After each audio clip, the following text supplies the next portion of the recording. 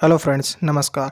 Today this video on topic वक्सीय कैटेरा यानी थोरेसिक केज के बारे में आज की इस वीडियो में चर्चा करेंगे। चलिए वीडियो को स्टार्ट करते हैं। वक्सीय कशेरुकाएं, पसलियां यानी रिब्स तथा उरोस्ती यानी स्टर्नम मिलकर हमारे वक्सीय भाग थोरेक्स ऑफ चेस्ट में हृदय तथा फेफड़ों की सुरक्षा हेतु एक वक्सीय कैटेरा एक पिंजरे जैसी संरचना बनाती है, जिसे क्या बोलते हैं?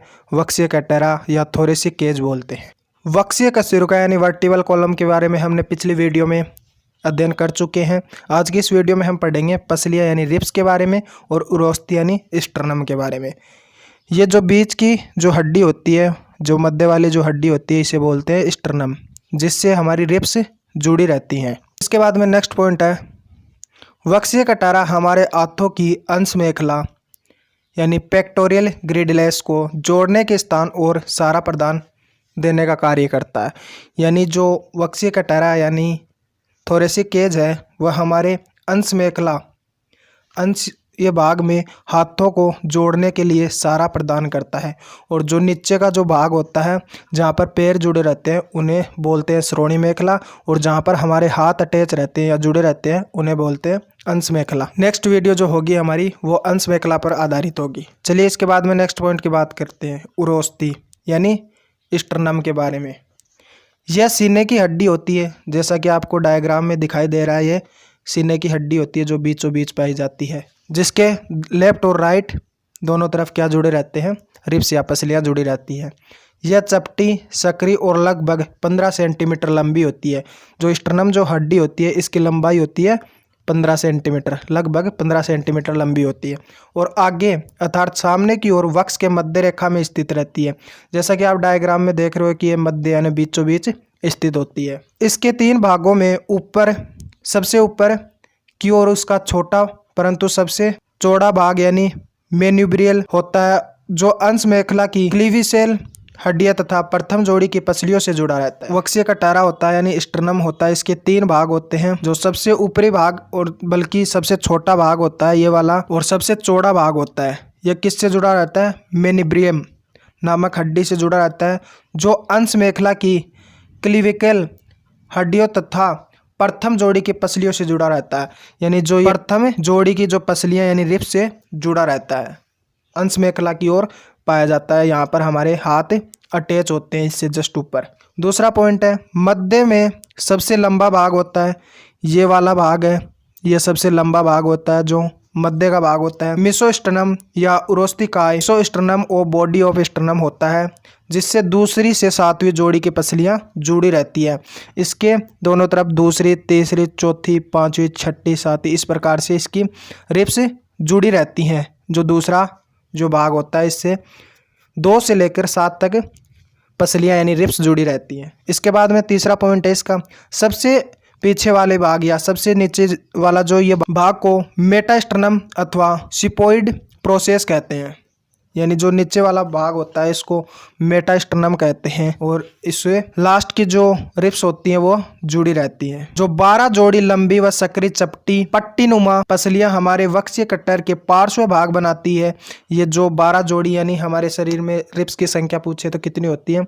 12 जोड़ी। और सिंगल पूछे तो 24 रिब्स हमारे शरीर में पाई जाती हैं, जो वक्सीय कैटेरा या थोरेसिक केज यानी पिंजर का निर्माण करती है। ये कमान की भांति झुकी हुई होती है तथा पीछे की ओर वक्सीय कशेरुका के और आगे की ओर उरोस्ती से संधित रहती है। यानी ये जो है वो एक धनुष की तरह खींची रहती है, और जो आगे किससे जुड़ी रहती है? स्टर्नम से जुड़ी रहती है, और पीछे वर्टिबल कॉलम से जुड़ी रहती है। इसके बाद में नेक्स्ट पॉइंट है, ऊपर वाली पसलियां अपेक्षाकृत छोटी होती हैं, जैसा कि आप डायग्राम में देख पा रहे हो कि ऊपर वाली जो हस्तियां होती हैं यानी रिब्स होती हैं वह छोटी होती है। नीचे की ओर क्रम से बड़ी होती जाती हैं, जैसा कि आप डायग्राम में देख रहे हो कि नीचे की ओर जो रिब्स होती हैं वो धीरे धीरे बढ़ती जाती है। प्रत्येक पसली में 2 भाग होते हैं, पीछे की ओर का लंबा अस्थि यानी बोनी भाग होता है तथा आगे की ओर जो छोटा भाग होता है वह उपास्थिल भाग होता है। यानी प्रत्येक जो पसलियां होती है उसका 2 भाग होता है। जो पीछे की ओर भाग होता है उसे वह अस्थिल भाग होता है, और जो आगे की ओर जो भाग होता है उसे उपास्थिल भाग बोलते हैं, जिसे पार्श्विक उपास्थि या कोस्टल क्रिटिलेज भी कहते हैं। इसके बाद में नेक्स्ट पॉइंट है, पहली 7 जोड़ी की पसलियां में उपास्थि सिरे सीधे स्टर्नम से जुड़े रहते हैं, यानी जो पहली से लेकर जो 7 जोड़ी होती है, जो पहली से लेकर 7 जोड़ी तक की जो रिब्स होती है वो किससे जुड़ी रहती है? स्टर्नम से सीधे जुड़ी रहती है। इन्हें यथार्थ या वर्टिब्रोस्टल पसलियाँ यानी ट्रू ऑफ वर्टिब्रोस्टल रिब्स कहते हैं।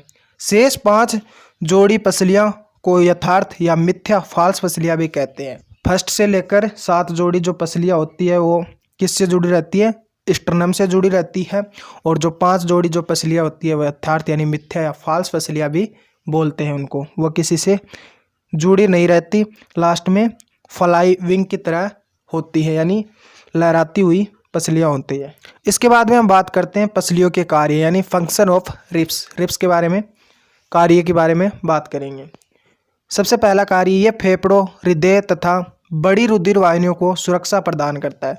यानी जो ये रिब्स होती है हमारी, यहाँ पर 2 फेफड़े होते हैं और इसके जस्ट ऊपर बाईं तरफ हमारा हार्ट या हृदय पाया जाता है, इसका मुख्य कार्य है हमारे हृदय और लंग्स की सुरक्षा प्रदान करना। इसके बाद में दूसरा पॉइंट है, यह इंटरकोस्टल अर्थात अंतरापार्श्विक पेशियों से जुड़ने के लिए सतह प्रदान करती है और श्वासोच्छ्वास में सहायता करती है। यानी ये इंटरकोस्टल द्वारा जुड़ी रहती हैं, श्वास लेने में हमारी सहायता प्रदान करती है। तीसरा पॉइंट है, 11वीं व 12वीं जोड़ी की जो पसलियाँ होती है वो वृक्कों की सुरक्षा करती है। यानी जो 11वीं और 12वीं जोड़ी की जो रिब्स होती हैं वो हमारी किडनी की सुरक्षा करती है। इसके बाद में हम बात करते हैं पसली की रचना, यानी जो रिब्स होती है उसकी स्ट्रक्चर किस प्रकार की होती है। जैसा कि आप डायग्राम में देख पा रहे हो, रचना अनुसार प्रत्येक पसली के 3 भागों में विभाजित होती है। यानी जो पसली होती है उसकी स्ट्रक्चर 3 भागों में डाइवर्ट होती है, विभक्त होती है। पीछे की ओर संबंधित कशेरुका के स्टर्नम से जुड़ा शीर्ष भाग को मुंडक कहते हैं। जो पीछे की ओर जो स्टर्नम से जो भाग जुड़ा होता है उसे मुंडक या हेड और कैपिटन कहते हैं। इसके पीछे थोड़ी सकरी व छोटी गिरिवा कहलाती है तथा शेष लंबा भाग दंड यानी शाफ्ट कहलाता है। ये जो आगे का जो भाग होता है ये स्टर्नम से जुड़ा रहता है, इसे मुंडक या हेड बोलते हैं। और जो इसके जस्ट पीछे का जो भाग है ये वाला, इसे नेक बोलते हैं। और जो शेष जो लंबा ये वाला जो भाग है इसे क्या बोलते हैं? शाफ्ट बोलते हैं। ग्रीवा तथा दंड के संगम स्थान की पश्च सतह पर 2 भागों में बटी एक गुल्लिका होती है। गुल्लिका का एक भाग संधाई यानी आर्टिकुलर होता है और गुल्लिका का दूसरा भाग असंधाई नॉन आर्टिकुलर रहता है। यानी कहने का मतलब यह होता है ये 2 भागों में विभक्त रहती है। जो भाग जुड़ा रहता है उसे आर्टिकुलर कहते हैं और जो भाग जुड़ा नहीं रहता उसे नॉन आर्टिकुलर बोलते हैं। तो दोस्तों आज की वीडियो हमारी इतनी थी, मिलते हैं नेक्स्ट वीडियो में। तब तक के लिए bye bye and take care friends. Thank you guys. Video देखने के वास्ते थैंक यू भाई लोग। एंड अभी इसको लाइक भी करो भाई, कमेंट भी करो और सब्सक्राइब भी करो। ये तुम्हारा अपना चैनल है दादा। अच्छा सुनो, सब्सक्राइब करते वक्त ना घंटी बजा देना ताकि जब मैं ऑनलाइन आऊँ तो तुम्हारे फोन की भी घंटी बजे।